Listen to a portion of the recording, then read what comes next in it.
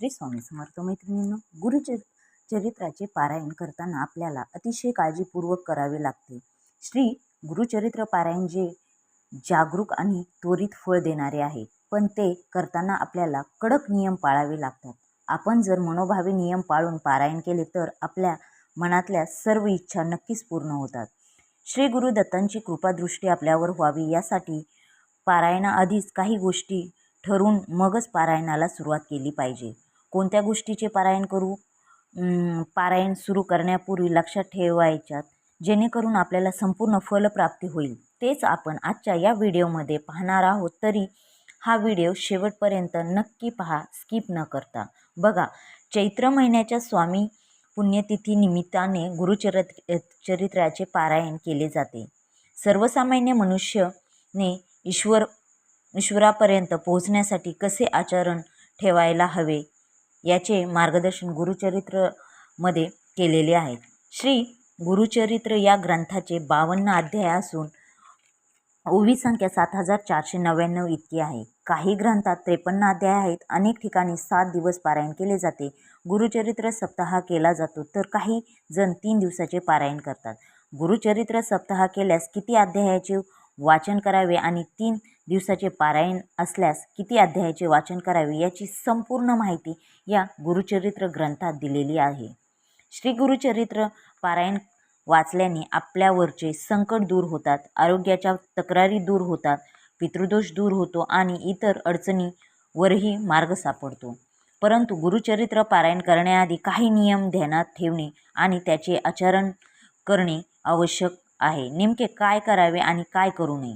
श्री गुरुचरित्र पारायण कसे करावे? श्री गुरुचरित्र वाचन सुरू करण्यापूर्वी आदल्या दिवशी 4 पुत्री व गाय यांना नैवेद्य अर्पण करावा. 4 पुत्रे म्हणजे 4 वेद होय, व 1 गाय म्हणजे दत्तात्रेयांची कामधेनू.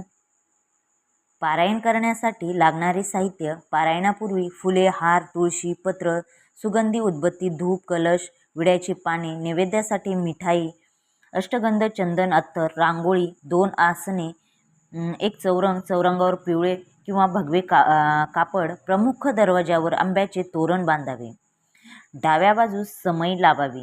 गुरुचरित्र पारायण ही एक अत्यंत शुभ आणि फलदायी पूजा आहे, जी श्री स्वामी समर्थ महाराज आणि दत्तगुरूंच्या कृपेसाठी केली जाते.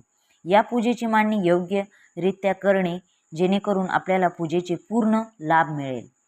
पारायणाला बसण्यापूर्वी गावातील दत्त मंदिरात अथवा स्वामी केंद्रात जाऊन विडा, सुपारी व नारळ ठेवून देवास प्रार्थना करावी. घरातील वडील मंडळीस नमस्कार करून पारायणाला सुरुवात करावी.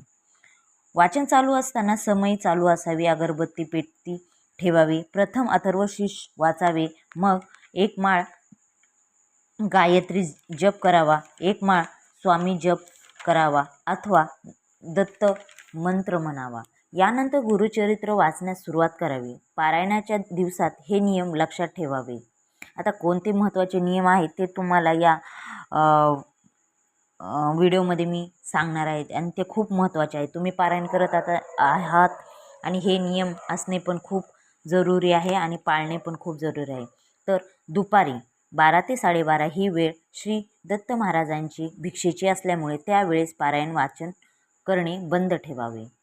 नंतर श्री गुरुचरित्र वाचण्याच्या कालावधीत दुसऱ्यांच्या घरचे अन्न खाऊ नये व घेऊ पण नाही आणि खाऊ पण नाही. आपली पत्नी, बहीण यांच्या हातचे अन्न खाण्यास हरकत नाही.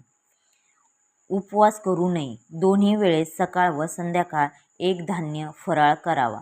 काही समस्या असल्यास स्वतःच्या खर्चाने बाहेर खाण्यास हरकत नाही, परंतु कांदा, लसूण यांचा आहारात समावेश करू नये. त्यानंतर ग्रंथाचा नैवेद्य गायीला खाऊ घालावा किंवा स्वतः खावा व आपण भोजन करावे. श्री गुरुचरित्र वाचण्याच्या कालावधीमध्ये सुद्धा आपल्याला नित्य सेवेत खंड पडू देऊ नये.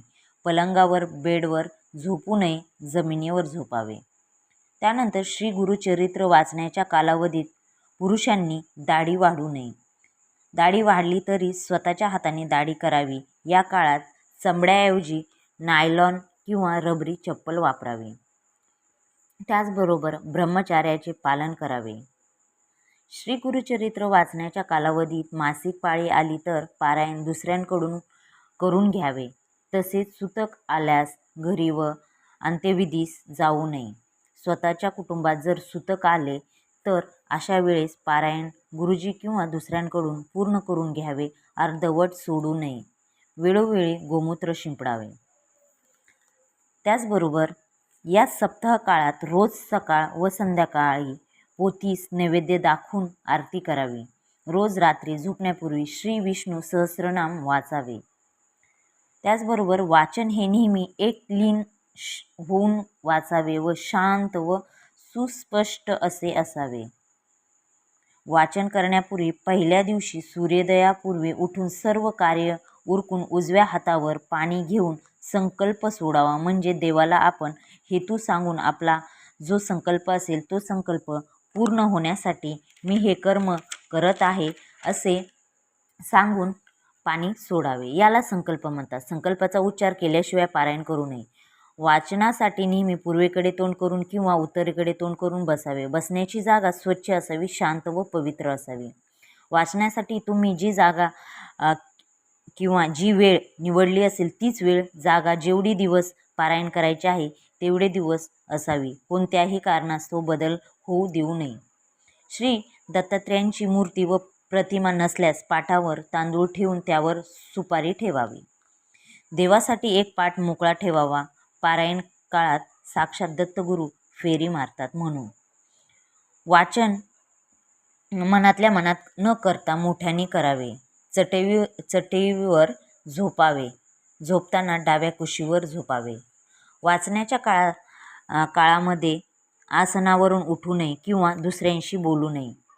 सप्ताह पूर्ण झाल्यावर 7व्या दिवशी शक्य तर 8व्या दिवशी सुपारीतून श्री दत्तात्रेयांचे विसर्जन करावे आणि नैवेद्य आरती करून भोजनास ब्राह्मण सांगून सांगता करावे. नैवेद्यामध्ये शक्यतो घेवड्याची भाजी करावी.